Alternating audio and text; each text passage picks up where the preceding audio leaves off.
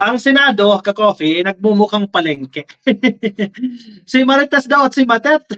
Paano? Tinawag ni Alan Cayetano, Senator Alan Cayetano, na Marites itong si Nancy Binay at nabuang na daw. Nabuang ka na daw, sabi ni Cayetano, no?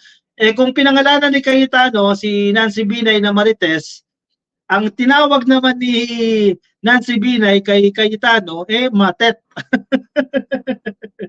Si Binay, si Marites, si Cayetano naman, si Matet. At medyo tumitindi yung alitan nitong dalawa ka-coffee dahil siyempre yung kanilang mga pa-interview dyan sa media, nagpapalala din yan ng kanilang relasyon. At mukhang magkakareklamuhan na ito ka-coffee. Pinag-aaralan na po ni Binay kasi tinawag siya na buwang Siyempre nasaktan siya, di ba? Nag-walk out din naman siya. So pinag-aaralan na po ng kampo ni Binay, nasampahan po ng reklamo, ethics complaint ka-coffee itong si Cayetano matapos po siyang tawagin na buang at yung kanyang mga akusasyon at kung ano-ano pa. May napakinggan akong interview ni Nancy Binay. Ang argumento niya kasi dyan, itong si parang pinapalabas siya, ano ba to si Cayetano? Bading ba to?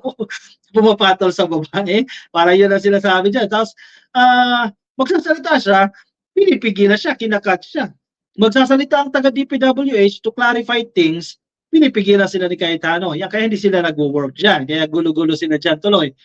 Senator Nancy Binay said she is considering the filing of an ethics complaint against Senator Alan Peter Cayetano after he called the female senator, buang daw po or crazy.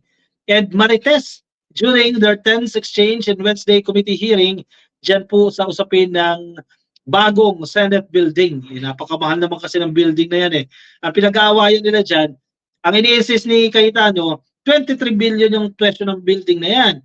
Sabi ni Binay, hindi, 21.7 lang yan. Pero ang argumento ni Cayetano, isama mo yung pag-acquire mo, yung acquisition mo ng lote, kaya umabot ng 23 billion pesos dyan. Besides lamenting the breakdown in decorum at the Senate Accounts Committee hearing, which Cayetano chairs, Binay also took exception with his accusation that she had fed questions to radio anchors to connect the issue to Makati-Taguig political rivalry. Napakinggan ko rin yan. Parang yung mga media interviews ni Binay, pinapalabas si Cayetano na scripted yan at galing kay Binay yung mga tanong. Nako, nag-init si Nancy Binay dyan. Cayetano replaced Binay as Accounts Committee chairperson in May after the Senate leadership shake-up when Senate President Juan Miguel Zubiri relinquished his post to Senator Francis Chis Escudero. Yan ang mahirap Kapag hindi sila magkasundo-sundo dyan, syempre, silipan na yan. Kanya-kanyang silipan na yan. At syempre, pinaglalaban din ni Cayetano, mukhang may corruption dyan Diba? Bakit ganyan ka-overprice yung building na yan? Ako, naniniwala din naman ako talaga na overprice yan. Napakamahal, biruin mo building, 23 billion pesos, napakalaking halaga naman ng building na yan. Pero nasa kanila yan, kung paano gagawin nila dyan, investigation, syempre, mga away-away din nila, nakaka-apekto rin sa reputasyon nila yan. Wednesday's hearing was conducted after Escudero ordered a review of the cost of the new Senate building, which he learned from Cayetano has already reached 23 billion pesos.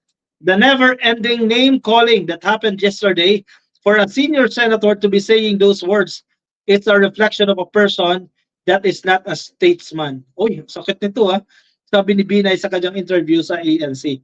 Hindi daw po statesman itong si Cayetano. Sabi ni Binay. Binay said she is currently waiting for the official transcript from Wednesday Senate Accounts Committee hearing to determine if there is enough basis to file an ethics complaint. Wala, madidissolve din yan, ka-coffee. Ano lang yan, bukso ng damdamin yan, yung pagsasabi na magpa-file ako ng ethics complaint against this person, against this senator. Bukas wala din, bukso ng damdamin. Si Senator Robin Padilla nga sabi niya, gusto niya raw yung nangyayari. Gusto niya raw kasi fan daw siya ng, kung may sinasabi siya, gusto niya rin mga nagdidebate, etc. Sabi ni Robin Padilla. Ewan ko. Anyway, tinawag po ni Cayetano na Marites, derisive term for someone who engages in gossips and rumor mongering. Si Binay, Marites daw po yan. Binay said during the interview with ANC's Dateline that she left the meeting because she had already made her point and tensions were already high. Sa tingin ko rin naman, tama lang yung pag-alis, ka-coffee. Tama lang yung pag-alis ni Nancy Binay doon sa hearing na yan. Kasi hindi talaga titigil eh. Kasi sabi nga nila, parang si Cayetano kasi putak ng putak talaga. Putak ng putak si Cayetano. Sabi nga nila, no offense sa LGBT, no? Pero hinahalito na, ano ka ba, bakla ka ba daw? Parang pumapatol ka sa babae. Parang unbecoming for a senator yung naging actions, yung naging style to the fact na siya pa ang chairperson ng committee na yan. So parang mali yung ginawa doon ni Cayetano. So deserve naman daw na layasan.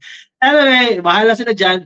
Ayusin nila yan kasi hindi biro itong 23 billion ka-coffee. Kailangan may paliwanag din ng mainam yan saan napunta yung napakalaking pera na yan. Anong kayo rin siya ka-coffee? Comment sa ating comment section para mabasa ng iba nating mga ka-coffee. Palitan na yung mga bulok sa Senado, sabi ni Zandra Valdez. So, ipasok natin ang magagaling na abogado ka-coffee. Yan ang ilagay natin dyan. Alice Longshaw. Oy, dapat buong Pilipinas na yung bigas na mabilis ng mababa, walang gutom, sabi ni Alice. Eventually, ma'am, that's the original plan naman, ka-coffee. Pero nasa trial phase muna ito, ka-coffee. Roderick D. Guzman, pinag-aawayan nila dyan ang Makati at Taguig. Pare-pareho. Actually, hindi mo naman talaga madi-disregard na yung rivalry nila dahil dyan sa Taguig at sa Makati. Kumbaga nadala nila yan dyan sa Senado. Siyempre, may mga ano na rin yung ka-coffee. May mga background quarrels na rin yan, may mga nakaraan, may mga nakaraan yung dalawa na yan. Nilda Galvez, please don't forget to like the video, mga ka-coffee. Oy, thank you, Ma'am Nilda Galvez. Kay Maria Guyo, good evening, ka-coffee. Ayan, watching from Pagsanhan, dyan po sa Laguna. Happy viewing po sa inyo.